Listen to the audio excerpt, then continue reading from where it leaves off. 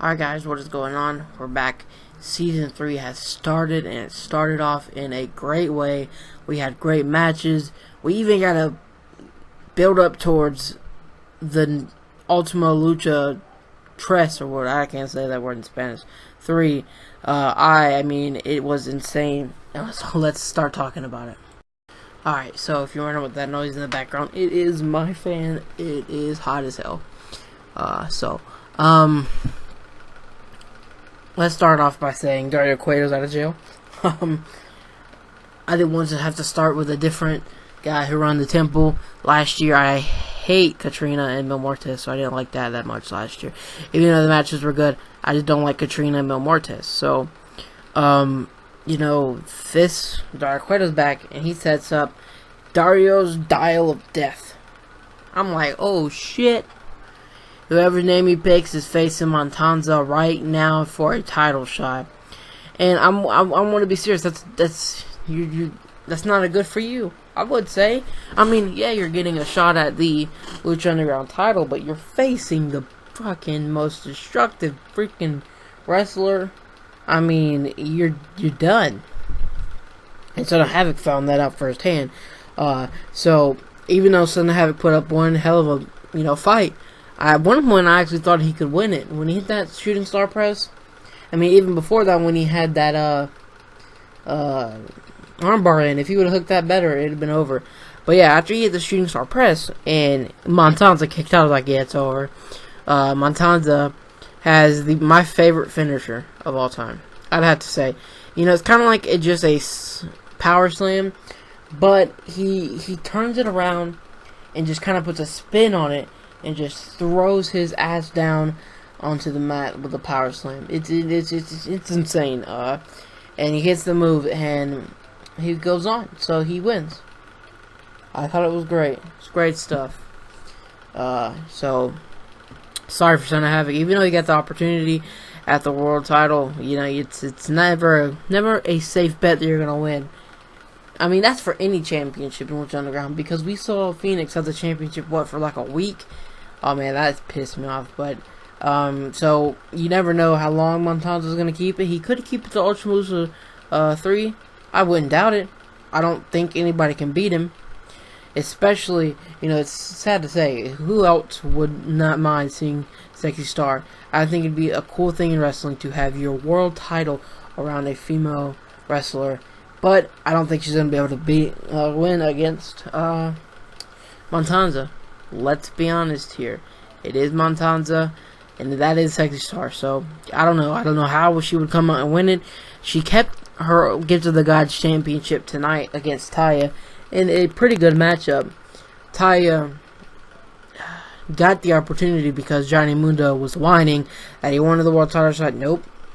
He wanted the Gift of the Gods championship. No, because even though they beat the shit, Worldwide Underground beat the shit out of Angelico, they still ain't getting the shot. But Taya won at Ultima Lucha though, so she gets the opportunity.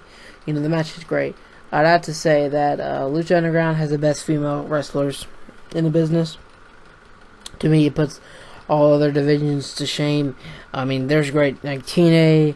The Women of Honor stuff is pretty good, and WWE stuff has been the best it's been in a very long time. So they still put it to shame. I mean, I'm gonna be completely honest with you.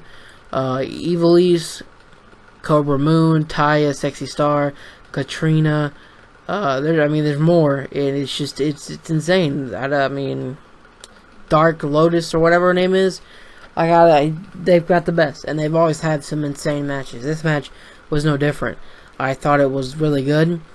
Sexy Star does get the victory, though, because Worldwide Underground comes out, and they try to get distracted so Taya could win, but it kind of backfires.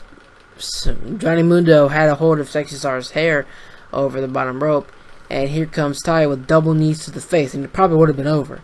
But somehow Sexy Star is able to pull out of that, and Taya lands double knees to the face to Johnny Mundo.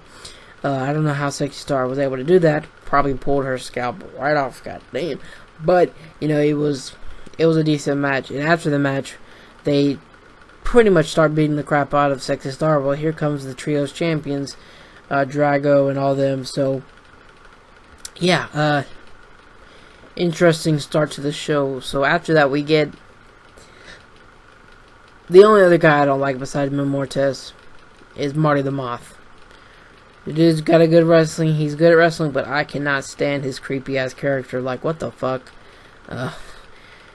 He gets to face next week in a mass destruction, I think he said, against Killshot. I'm going to be completely honest with you. I think he says this was the first time it's ever going to happen.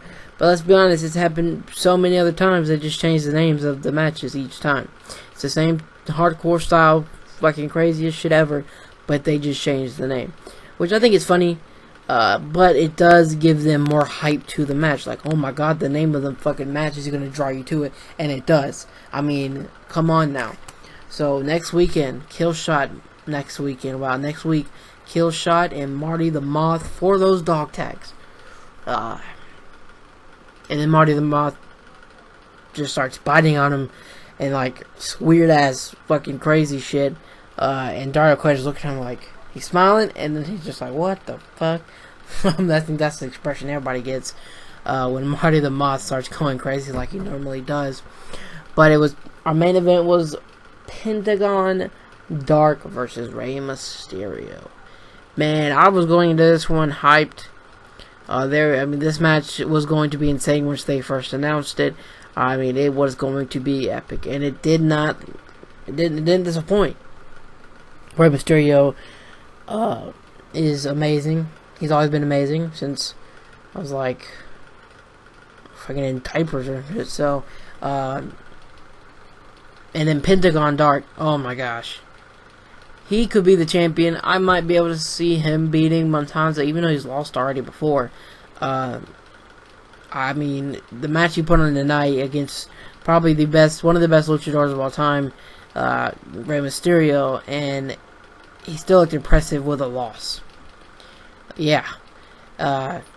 He's insane. When he was going to look like he was going for that pump handle slam, the motherfucker turned it into a fisherman's pump handle bust. What the? I mean, he just comes up with these crazy impact moves that I've never seen, and it just makes you look like he's breaking the person's fucking neck.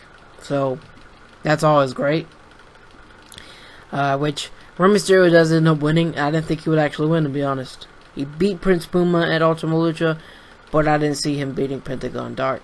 Well, what happened was Pentagon Dark noticed that Vampiro was out on commentary. And remember what happened at Ultima Lucha 2? Pentagon beat the shit out of him, and Vampiro just straight up says, I gotta go. I'm leaving. He can't be there right now.